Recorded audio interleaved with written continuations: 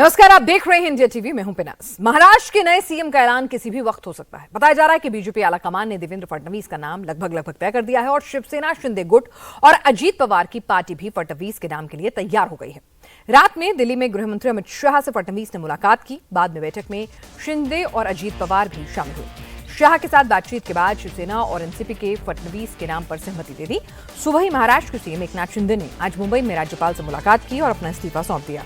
इस दौरान शिंदे के साथ देवेंद्र फडणवीस और अजीत पवार भी रहे। गवर्नर ने शिंदे को नए सीएम की शपथ तक कार्यवाहक सीएम बनने के लिए कहा है।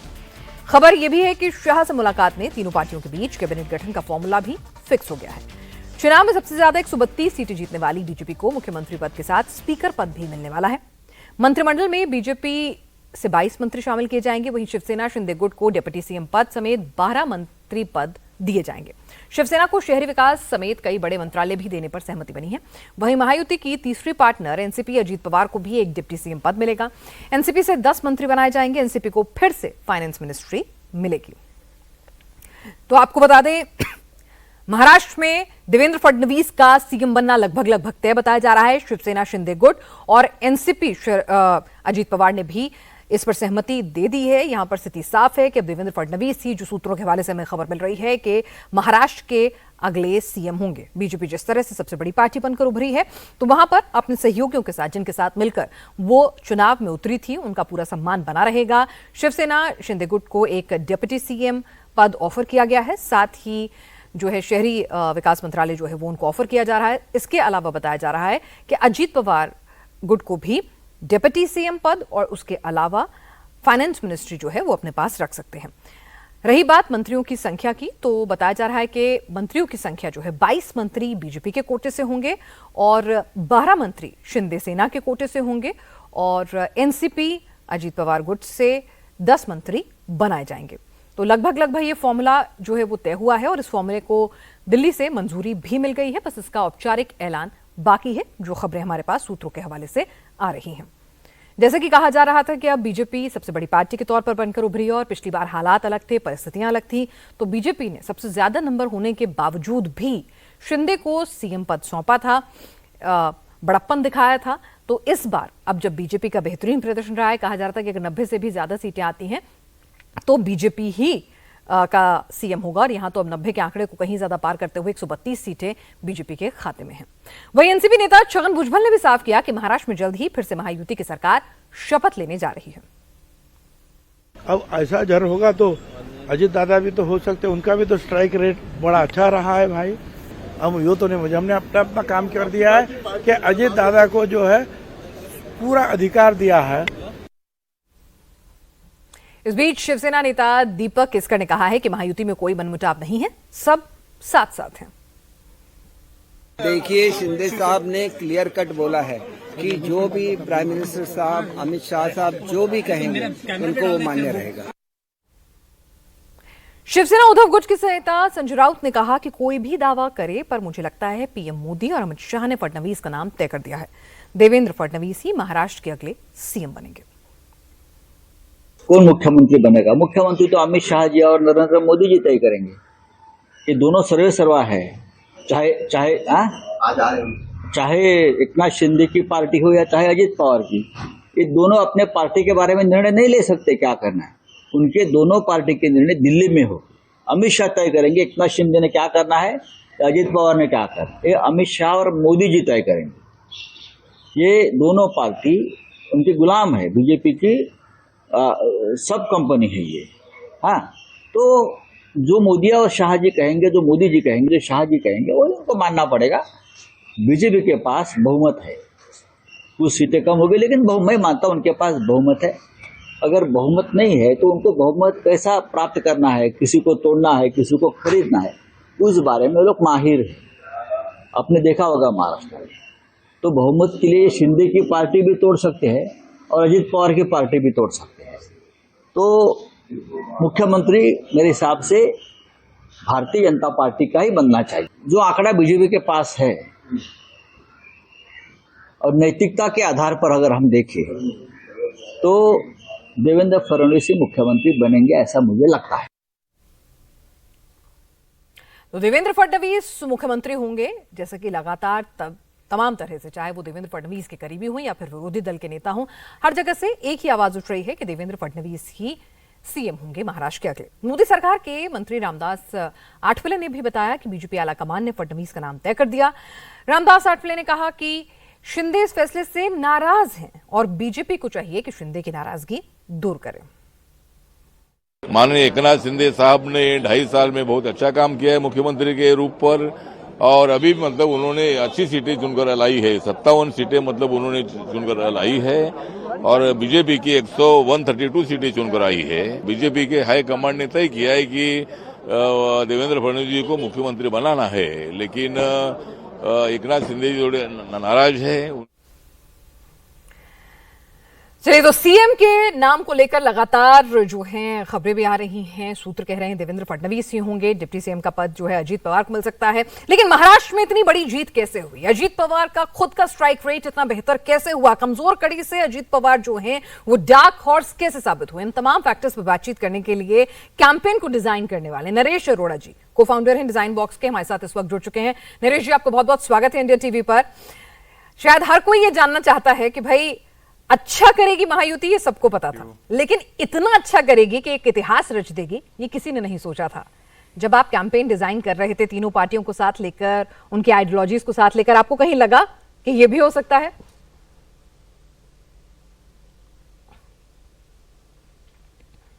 राज जी, सबसे पहले धन्यवाद आपका।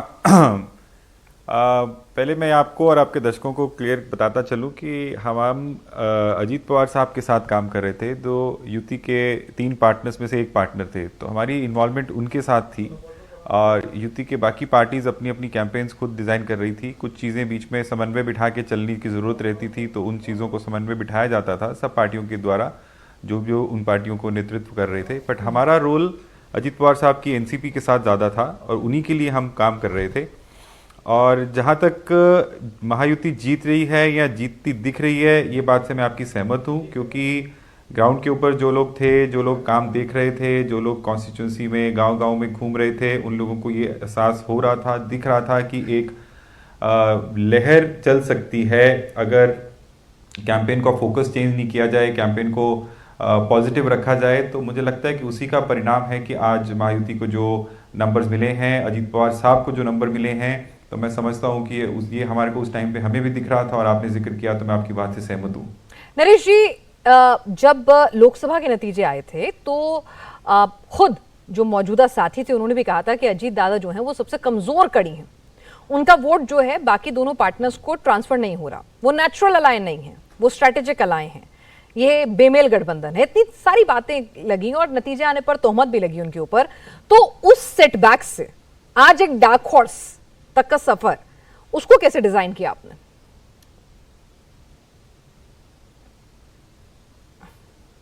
विनाश जी, देखें, अजीत पवार साहब महाराष्ट्र की पॉलिटिक्स में बहुत लंबे समय से राजनीति कर रहे हैं, और लगभग 3 दशकों से वो इस राजनीति में एक प्रमुख चेहरा है और एक प्रमुख किरदार निभा रहे हैं।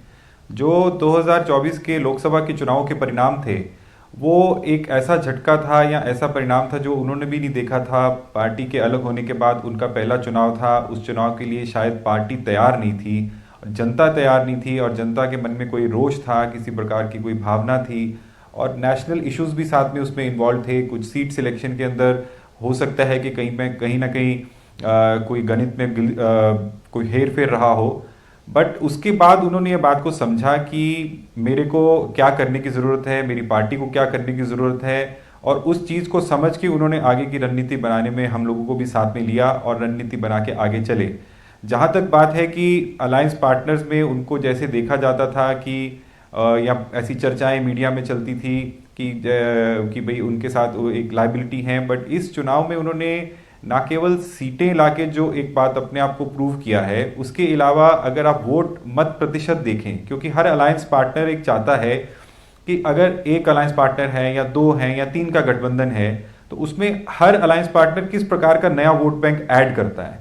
तो अजीत पवार साहब अपनी पार्टी की आइडियोलॉजी, जो उनकी एक विचारधारा है, उस विचारधारा में वो सेक्युलर स्पेस की भी बात करते हैं, और उस सेक्युलर स्पेस में अगर हम देखें तो जो वोट प्रतिशत माइनॉरिटीज़ का लोकसभा के चुनाव के अंदर युति को मिला था, उसके अंदर कितनी वृद्धि हुई इस बार, और उसका मैं समझता हूं कि एक कारण बहुत बड़ा अजीत पवार साहब हैं। अजीत पवार साहब का गठबंधन में रहना, अजीत पवार साहब का वो स्टैंड लेना उन इश्यूज पे, जिन इश्यूज पे उनसे तवक्को की जा रही थी कि वो स्टैंड लें, और उन्होंने स्टैंड लिया और अपनी कॉन्स्टिट्यूंसीज में, अपने जो भी कार्य क्षेत्र थे उसमें उन्होंने बात रखी कि मैं अपनी आइडियोलॉजी के साथ भी चलता हूं, बट हमारा गठबंधन महाराष्ट्र की मजबूती के लिए है, आपकी डेवलपमेंट के लिए है, बट हम अपनी अपनी आइडियोलॉजी के साथ भी चलेंगे। नरेश जी, मैंने देखा कि जब ट्वीट जीत के बाद ट्वीट किया गया था तो उसमें लिखा था महाराष्ट्र चूजेस पिंक, और आपने अजीत दादा को सफेद के साथ साथ गुलाबी बना दिया था। वो क्या स्ट्रैटेजी थी?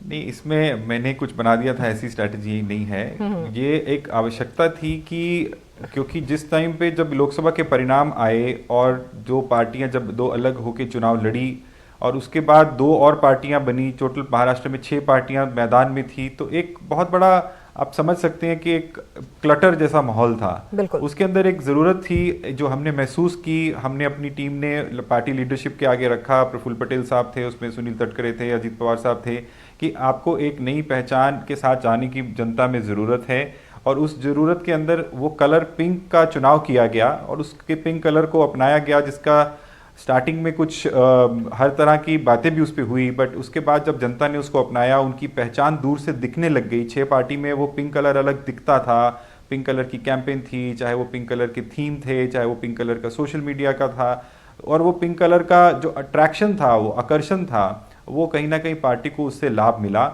और उसके अलावा एक पिंक कलर की एक और रोचक बात मैं आपको और आपके दर्शकों को बताऊं कि महाराष्ट्र के अंदर गुलाल के 2 रंग रहते हैं, एक पीला और एक पिंक, गुलाबी जिसको बोलते हैं। तो वो गुलाबी कलर की ट्रेडिशनल हिस्ट्री भी है महाराष्ट्र की, तो उसको भी ध्यान में रखा गया। और एक और बात थी कि जिस दिन महाराष्ट्र विधानसभा में लाड़की बहन योजना वाला बजट पेश किया गया था, उस दिन अजीत पवार साहब ने खुद से अपने आप से उस दिन वो जैकेट पिंक कलर की ही पहन रखी थी। वो मैं समझूं कि कोइंसिडेंस था या जो भी था, तो वो सारी चीजों को ध्यान में रख के जोड़कर ये पिंक कलर की तजवीज की गई, सुझाया गया और उन्होंने माना, उसको अपनाया, और आज जनता ने भी उसको अपनाया, तो इस बात की हमें खुशी है। नरेश जी, कितना मुश्किल होता है जब आप लोगों को कैंपेन डिजाइन करना होता है कि भाई एक पार्टी है वो कटोगे तो बटोगे, एक है तो सेफे के साथ चल रही है, और अजीत दादा खुल के कह रहे हैं हर एक इंटरव्यू में, इंक्लूडिंग मेरे को दिए गए इंटरव्यू में भी उन्होंने कहा कि नहीं, मैं इसको नहीं मानता, मैं इसको बिलीव नहीं करता हूं, ये सही नहीं है। तो इसको कैसे आपने बैलेंस्ड आउट किया?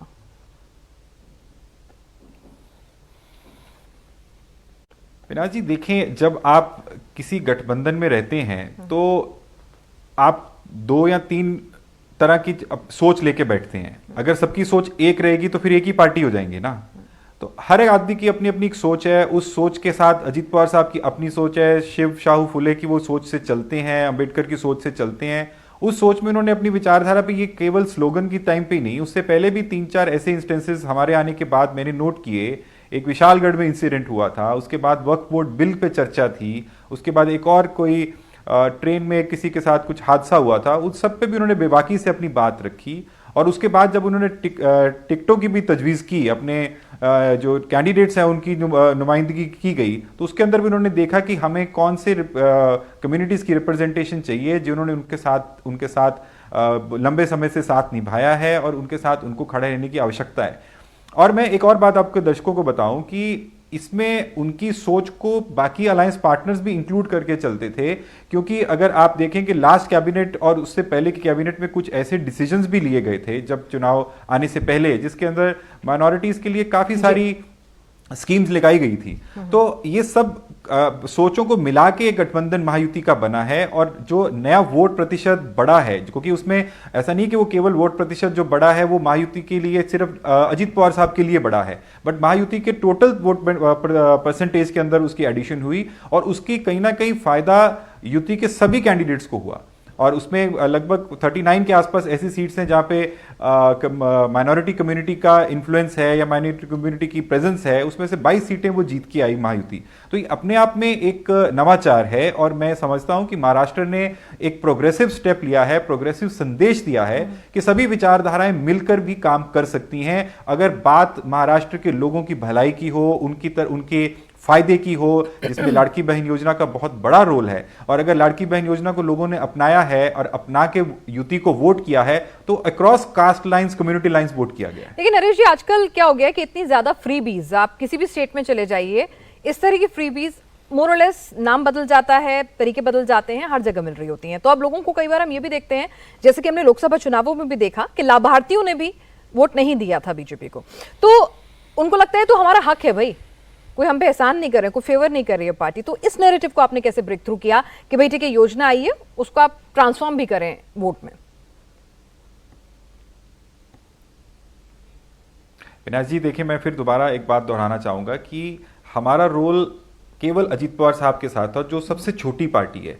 उसके अंदर हमने ये कोशिश जरूर की कि जो लाड़की बहन योजना या इस तरह की जो स्कीम्स है, जिसे हम सोशल वेलफेयर की स्कीम्स बोलते हैं, उन स्कीम्स की जो लोगों तक जो बात पहुंचनी चाहिए, जो बेनिफिशरीज हैं उनको फायदा मिले और उनको मालूम रहे कि उनके लिए कौन कर रहा है, उस पर हमने जरूर जोर लगाया। उसमें अजीत पवार साहब ने जन सम्मान यात्रा निकाली और वो लोगों को जाके बात की कि भाई मैंने जो भी निर्णय लिया पार्टी के साथ, पार्टी के अलग, मैंने आपके हक में लिया, आपके फायदे के लिए लिया, ये मेरी फहरिस्त है, इसके अंदर मैंने ये काम आप लोगों के लिए किए, चाहे वो पर्सनल बेनिफिट के काम है, चाहे वो डेवलपमेंट के काम है। और अगर आपको मेरी बात पे विश्वास है, क्योंकि यहाँ पे आप महाराष्ट्र में आप भी आके गई हैं, आपने महाराष्ट्र में लोगों से सुना होगा कि अजीत पवार साहब के साथ एक बात जुड़ती है कि वो बात का पक्का आदमी है, वो अपने वादे के पक्के हैं। तो वो जो बात कहते हैं उसके अंदर वो क्रेडिबिलिटी दिखती है। तो उस क्रेडिबिलिटी को उन्होंने अच्छे से जाके लोगों तक पहुंचाने की कोशिश की, जो वो पहले नहीं करते आए, क्योंकि उनका पहले रोल पार्टी में अंदर शरद पवार साहब का रोल था वोट गेटर का, वो वोट लाने का काम करते थे, अजीत पवार साहब एडमिनिस्ट्रेशन का काम देखते थे। तो अब उनका नया रोल था एक एज पार्टी प्रेसिडेंट। तो उस एज पार्टी प्रेसिडेंट उन्होंने जाके लोगों से अपनी बात रखी, उसके अंदर प्रचार के हर माध्यम को यूज किया गया, सारे सीनियर लीडर्स उसमें इन्वॉल्व रहे, पार्टी प्रेसिडेंट प्रफुल्ल पटेल, सुनील तटकरे साहब, और वो लोगों को वो बात पसंद आई। जहां तक आपने जो पहली बात की कि इस तरह की स्कीम्स के होने के बावजूद कई बार वोट नहीं पड़ते, और इसमें आपने 2024 का उदाहरण दिया, तो मैं उसमें यह कहना चाहूंगा कि आपकी बात बिल्कुल सही है कि कई बार जब आप कोई स्कीम सरकार लेके आती है तो लोग ऐसा मान लेते हैं कि ये उनका हक है, और ऐसा मानना भी चाहिए, क्योंकि सरकार का काम ये रहता है। हम तो अभी भी डेवलपिंग कंट्रीज की कैटेगरी में, श्रेणी में गिने जाते हैं। डेवलप कंट्रीज के अंदर सोशल सिक्योरिटी देना गवर्नमेंट के ऊपर एक, मान लीजिए, राइट समझते हैं सिटीजन्स। हमारी कंट्री के अंदर, हमारे देश के अंदर अभी वो बात वहां तक पहुंची नहीं है। बट अच्छी बात मैं ये देखता हूं कि आज सभी पार्टियां उस दिशा में चलना शुरू हुई हैं, जिसके अंदर उस श्रेणी को फायदा देने की कोशिश की जाती है जिनको हम समझते हैं कि अभी भी उनको ऊपर लाने की आवश्यकता है। उसके अंदर जो स्टेप्स लिए जा रहे हैं, उस स्टेप्स में मैं देखता हूं कि आने वाले समय में इस स्टेप्स में वृद्धि होगी, जिसका इकोनॉमी पे क्या असर आएगा वो आज नहीं बताया जा सकता। मैं महसूस करता हूं कि सरकारें इसके सृजन के लिए और रिसोर्सेज के सृजन के लिए और काम करेंगी,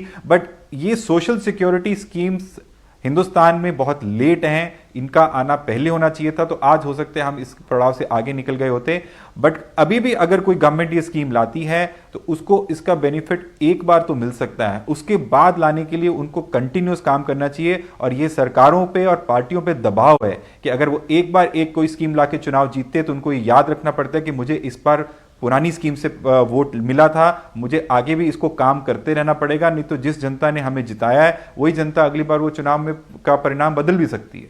जी नरेश जी, एक और इस चुनाव में, एक और अगर हम अजीत जी के लिए स्पेसिफिकली हम जो बात करें, अजीत पवार जी के लिए एक जो बहुत बड़ी चुनौती थी उनके लिए, परिवार और पार्टी तोड़ने का जो एक आरोप, या अपने गुरु समान चाचा का साथ छोड़ने का जो आरोप था, जिसका कहीं ना कहीं लोगों ने इंटरप्रेट किया कि लोकसभा में उसका गुस्सा झेलना पड़ा। तो वहां से यहां तक का कैंपेन आपने कैसे डिजाइन किया, क्या स्ट्रैटेजी रही आपकी कि भाई वो फैक्टर्स नलिफाई हो जाए?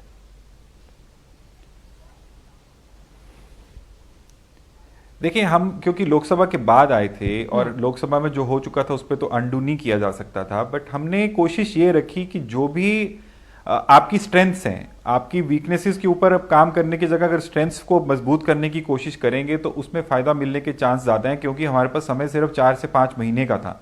तो हमने जो एरियाज में उनकी स्ट्रेंथ थी, जैसे मैंने जिक्र किया कि अजीत पवार साहब जाने जाते हैं कि वो डेवलपमेंट ओरिएंटेड आदमी हैं, अपनी बात को पक्का रखते हैं, किसी के काम कोई लेके जाता है तो उसको ना नहीं करते हैं। तो इन चीज़ों के ऊपर उनकी बात रखी जाती है।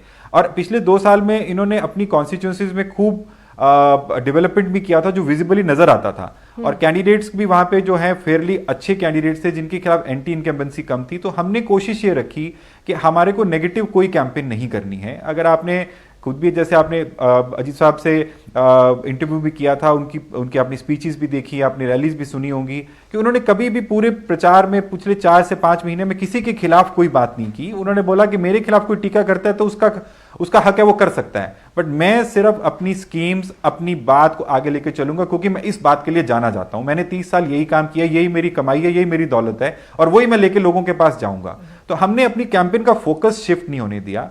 हमने अपनी लकीर लंबी खींचने में कोशिश की, जनता के साथ जुड़ाव कैसे बढ़ सके, आउटरीच कैसे बढ़ सके, चाहे वो मीडिया के माध्यम से था, चाहे वो सोशल मीडिया के माध्यम से था, डोर टू डोर आउटरीच थी। हमने फोकस को रिलेंटलेसली उस पर ही रखा और उस पर चेंज नहीं होने दिया। दूसरी चीज हमने जो कोशिश की करने की, जो पार्टी की भी सोच थी, अजीत पवार साहब की सोच थी कि भाई हम अपनी कॉन्स्टिट्यूएंसीज को कैसे लोकलाइज रखें। तो उसके लिए 57 कॉन्स्टिट्यूएंसीज जो हम लड़ रहे थे, 57 की 57 कॉन्स्टिट्यूएंसीज में हमने 57 मैनिफेस्टो कॉन्स्टिट्यूएंसी स्पेसिफिक रिलीज किए एक साथ, एक ही दिन 57 प्रेस कॉन्फ्रेंसेस में। ये अपने आप में एक नई बात थी। अजीत पवार साहब खुद बारामती में बैठ के उन्होंने बारामती का मैनिफेस्टो रिलीज किया। अपने विपक्ष के लोगों के साथ कोई जिरह नहीं की, किसी के साथ कोई टीका नहीं किया, सबको यही कहा कि हमने ये काम किया है, अगर हमारे काम पे किसी को शक है तो आप हमसे बहस करें और आगे का हमारा ये विजन है, अगर किसी का बेटर विजन है तो वो भी हमसे बहस करें। उससे जो नैरेटिव है वो डाइवर्ट नहीं हुआ, डाइवर्ट होने नहीं दिया गया जी। एक सवाल और मैं आपसे कैंपेन रखा और उसके अंदर एक बात मैं और बताना चाहूंगा, इंपॉर्टेंट है जी, बात पूरी करें, कि लाड़की बहन योजना एक ऐसी योजना साथ में थी, हाथ में, जिसका इंप्लीमेंटेशन कंटिन्यूसली चलता रहा और मोमेंटम गिरा नहीं।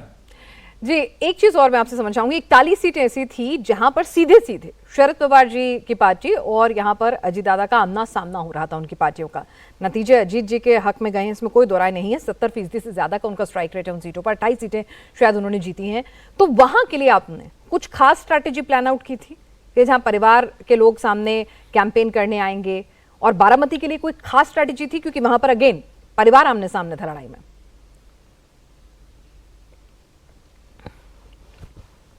देखिए, ये बात पे लोग जनरली विश्वास कम करते हैं, बट हमारा फोकस बिल्कुल क्लियर था। हमने उस पर कोई ध्यान अपना भटकने नहीं दिया कि चाहे वो सामने कौन कैंपेन करने आ रहा नहीं करने आ रहा, बिकॉज जो चीज़ हम कंट्रोल नहीं कर सकते उस पर ज़्यादा दिमाग लगाने का समय नहीं था। तो हमने अपने फोकस पे, अपनी कैंपेन के ऊपर फोकस ज़्यादा रखा। जहाँ तक बारामती की बात है, वहाँ पे क्योंकि बारामती में 2024 के लोकसभा चुनाव में परिवार के 2 मेंबर चुनाव लड़े, जिसपे अजीत पवार साहब को खुद में मन में बहुत दुख था, उसकी उन्होंने पब्लिकली 2-3 बार उसके लिए माफी भी मांगी। उसके बाद बारामती के अंदर जो अभी चुनाव अजीत पवार साहब के सामने लड़ रहे थे, वो उनके बच्चों जैसे, बच्चों की उम्र के हैं। अगर परिवार में साथ रहे तो वो हो सकता है वो उनके बच्चों की एज के हैं। तो उन्होंने उस पर कोई बात पूरे चुनाव में एक बार भी नहीं की। इनफैक्ट उनके लिए गुड विशेस ही भेजी, बट जनता से सीधा मुखातिब रहे कि मैंने अगर आपके लिए 30 साल में काम किया है और आगे आपको लगता है कि मैं आपके लिए काम कर सकता हूं तो मेरे को आप वोट दीजिए। फोकस हमने केवल उसी बात पे रखा। ये बात सुनने में हो सकता है कि बोरिंग और रिपीटेटिव लग रही हो आपको मेरी, बट ये करना बहुत मुश्किल जो जरूर था, क्योंकि एक तरह अब क्योंकि आपको कोई टीका टिप्पणी कर रहा है और आप उसको रिएक्ट नहीं कर रहे, अपने आप को रेजिस्ट करना थोड़ा सा दिक्कत वाली बात रहती है।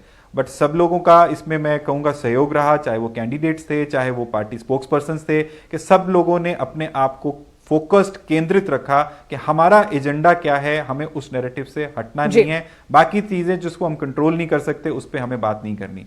और दूसरी इसमें एक और बात भी थी कि लोगों को भविष्य भी देखना था कि भविष्य किसके साथ है। ठीक है नरेश जी, आपने पूरी जानकारी हमसे साझा की कि किस तरह से अजीत दादा एनसीपी का आपने 3 से 4 महीने में कैंपेन डिजाइन किया और किस तरह से महाराष्ट्र ने पिंक चूज किया और उन्हें शानदार सफलता मिली। आपका हमारे साथ जुड़ने के लिए बहुत बहुत शुक्रिया। तो पॉजिटिव कैंपेन और परिवार की जगह जनता को चुनना किस तरह के नतीजे ला सकता है, ये नरेश जी बता रहे थे।